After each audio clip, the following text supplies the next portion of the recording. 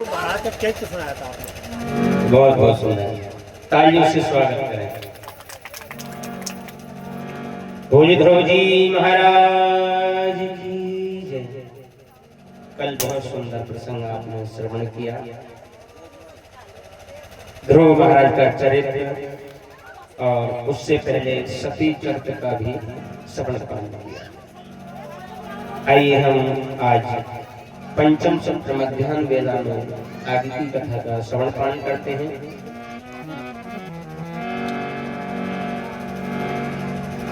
बोल वृंदावन बिहारी लाल की जय। सच्चिदानंद रूपाय विश्वोत्पत्त्यादि हेतवे तापत्रय विनाशाय श्री कृष्णाय वयं नमः।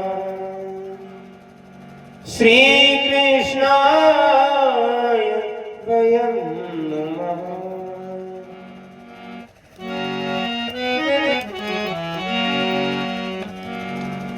हम सच्चिदानंद स्वरूप परम पिता परमेश्वर परम अखिलेश्वर बालकृष्ण योगीराज की श्री चरणों में कोट कोट प्रणाम निवेदित करते हैं। कथा के मुख्य श्रोता और श्रेष्ठ वक्ता भी अनंत बलवंत श्री हनुमंत लाल जी के श्री चरणों में प्रणाम निवेदित करते हैं। बोल हनुमान जी महाराज की जय। नारायण भगवान की जय। जय जय श्री राम। सच्चिदानंद रूपाय विश्वोत्पत्त्यादि हेतवे तापत्रय विनाशाय श्री कृष्णाय वयं नमः।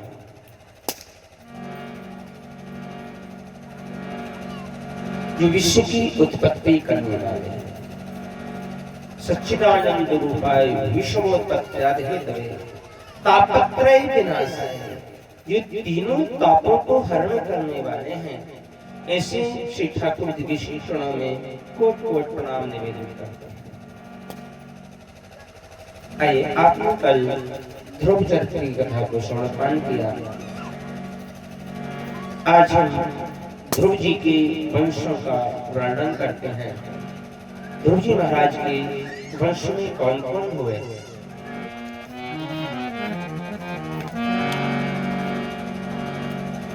ध्रुव जी के वंश में हुए अंग और अंग के हुए वैन। और जब वैन राजा बना तो उसने डिम डिम घोषणा करवा दी। कौन सी? डिम डिम घोषणा को करवा दिया। न हिष्टव्यम न दातव्यम न होतव्यम दुजा। जब घोषणा करवाई तो सभी संत समझाने गए, लेकिन संतों से भी उल्टा सीधा चला।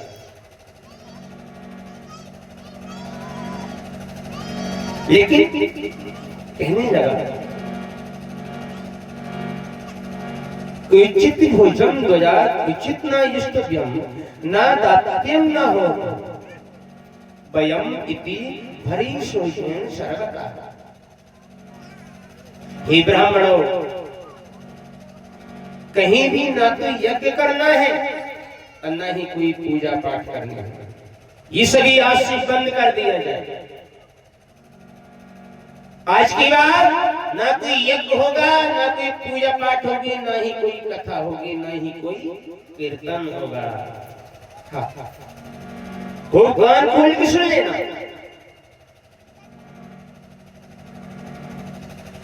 और मेरे ही नाम का जयकारे लगाओ, मेरे ही नाम का जयघोष करो और मेरे ही नाम का हवन यज्ञ करो, क्योंकि देहे भवन्ति नृपते सर्वदेवमयो नृपः। क्योंकि सभी देवता राजा के शरीर में ही वास करते हैं। इतना अहंकार हो गया। हन्यतामेष पाप प्रकृति दारुणा पाप प्रकृति दारुणा ईशा हन्यता। इस पापी स्वभाव से ही क्रूर बने को मार डालिए। ये बड़ा क्रूर है, बड़ा अभिमानी है।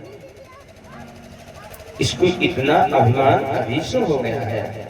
ऐसे पापी को तो हमें दंड देना चाहिए, ऐसे पापी को तो मार देना चाहिए जी। इतनी क्रूरता का परिचय दे रहा है। यानी भगवान की कथाएं नहीं होंगी, यज्ञ अनुष्ठान नहीं होंगे, भजन कीर्तन नहीं होगा, तो आखिर होगा क्या? ये स्वयं में समस्त देवी देवताओं को अपने में बता रहा है कि राजा में सभी देवी देवता का निवास करते हैं। आज इसी प्रकार से वैन के मर जाने पर संतों ने मंत्रों से उसके शरीर का मंथन किया, जिससे साक्षात भगवान ही प्रभु रूप में प्रकट हो गए। बोले नारायण भगवान की। जहां से राजा पृथु की उत्पत्ति। सबसे पहले प्रशंसा पर रोक लगाया कि प्रशंसा नहीं करनी। पृथ्वी का दोहन किया। वसते त्वं वदस्यामि मच्छासन परायण मुखी।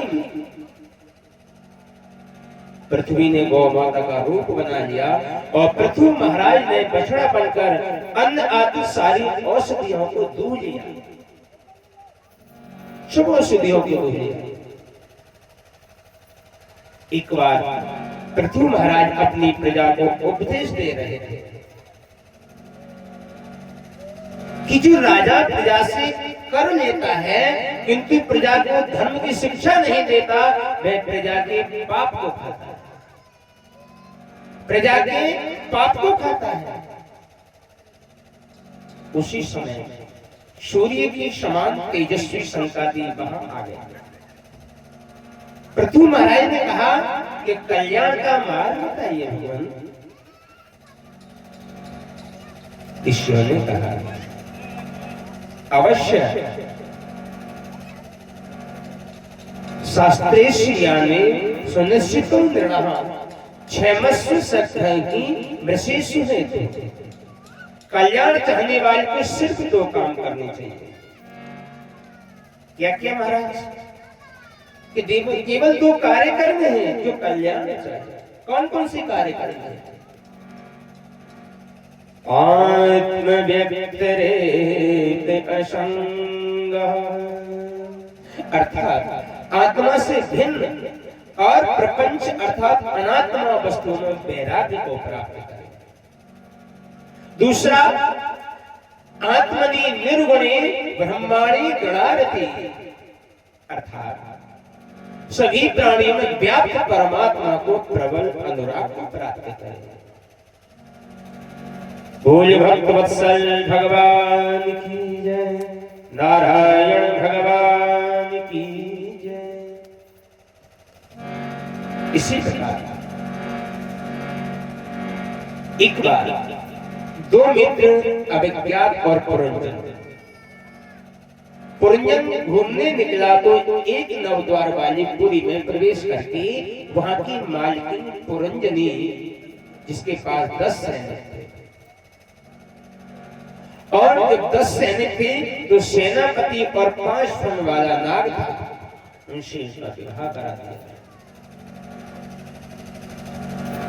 विवाह कराने की तदुपरांत जरा देवी नाम की क्रूर कन्या ने चंडवी की सहायता लेकर पुरंजनपुरी पर आक्रमण कर दिया। पुरी पर आक्रमण कर दिया, चढ़ाई कर दिया। पुरंजनी को याद करते पुरंजन ने अपना शरीर छोड़ दिया। जब शरीर को त्यागा है